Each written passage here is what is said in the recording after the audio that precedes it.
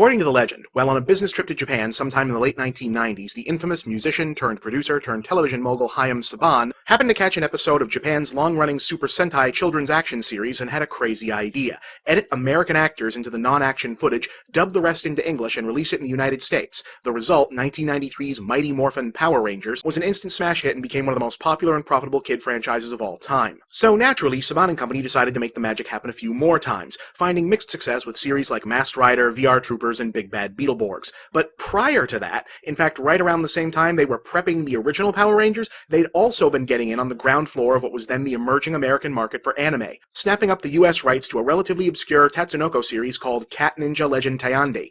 As with Power Rangers, they wound up being some serious translation overhauls, though this time the reason why was a much more interesting story. Because TV is weird. Alright, so there are some conflicting accounts as to exactly how all of this went down, but here's the basic idea. Cat Ninja Legend Tayande was actually not a huge success in Japan. It did okay, but it only ran for one 54-episode series, and was pretty lightly merchandised compared to a lot of its peers, and as such, it was never properly prepared for any kind of international release, and the production materials, supposedly including some of the original master tapes, weren't especially well preserved. So when the US production team assembled by Saban sat down to start translating, they discovered they had a lot less to work with than they were expecting. Oh, they had all the shows, but depending on who you ask, the original scripts, audio, story notes, and pretty much everything else containing important information, like, what the plot was, who the characters were, or what any of them were supposed to be saying or doing, was either incomplete, poorly translated, not translated at all, or simply non-existent. So goes the story. The dub team's only option was to watch the untranslated episodes, try to figure out what was supposed to be happening and what the relationship between the various characters were supposed to be, and then,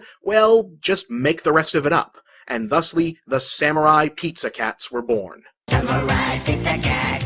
Oh yeah! Who do you call when you want some pepperoni? Samurai Pizza Cats! They're so bad, they've got more fur than any turtle ever had! Here's the thing though, while the original show was pretty basic anime, anthropomorphic animal kid action fare, it was, well, very Japanese, with visual references and iconography grounded in tropes and formulas of manga and Japanese pop culture immediately familiar to its original audience, but not familiar at all to the dubbing team. So goes the tale, they ultimately decided that the best way to translate the weirdness before them was to just play it for comedy. So while Cat Ninja Legend Tayande had been a mostly straightforward talking animal fantasy show with some kid-oriented slapstick, Samurai Pizza Cats took the form of something closer to Animaniacs or SpongeBob, peppered with fast-paced verbal humor, groaner one-liners, pop culture references, fourth wall-breaking asides to the audience, and just shy of naughty humor for the adults. Like The Oath, for example. We kittens are a special breed. We never call retreat.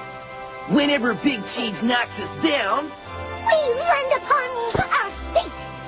So hail to thee, O Pizza Cat! Please ring your little bell. Although you may be pen and ink, we know you'll fight like Pizza Cats! Yeah, that's right. Samurai Pizza Cats was essentially its own abridged series. And yes, their samurai armor has little cat bells. That's awesome. What was it about? Well, it all took place in Little Tokyo, a retro-futuristic version of feudal Japan populated entirely by talking robot animals. Gee, I can't imagine what about that seemed so bizarre to the dubbing team. The ostensible ruler, Emperor Fred, is in actuality a well-meaning idiot whose power is manipulated by his corrupt, not-so-secretly evil Prime Minister, the Big Cheese, who schemes to seize power via his private army of ninja crows commanded by his underlings Bad Bird and Geriatric.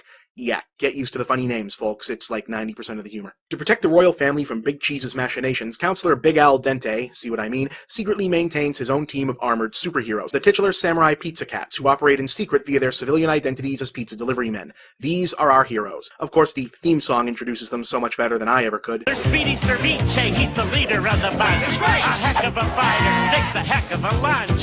And little Polyester, who's never afraid of going into battle when the bad guys invade. Your Sweeto Anchovy, a wild romantic rover. This cat gets down with a love hangover. Though the revised English dub was completed in 1991, it didn't actually start to air most places until much, much later, not until 1996 in the US, when Power Rangers had turned Saban into a kids' TV juggernaut. And wouldn't you know it, the joke-laden, satirical redub actually clicked with audiences. To this day, while the original series is barely a footnote in its own country, this funny version was a big hit in some territories, and remains a cult classic with anime fans. Even the original creators are alleged to have said they thought it was better as a spoof. Since the original TV run, though, the show has remained a bit hard to come by. Saban sold the rights to most of its kids' TV brands to Disney in the early 2000s, which is supposedly why the characters weren't able to turn up in Tatsunoko vs. Capcom. But recently, Saban bought all their material back and, along with the long-awaited DVD releases of the original seasons of Power Rangers, have announced a complete DVD release for Samurai Pizza Cats later this year.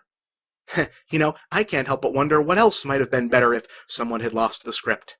I'm Bob, and that's the big picture.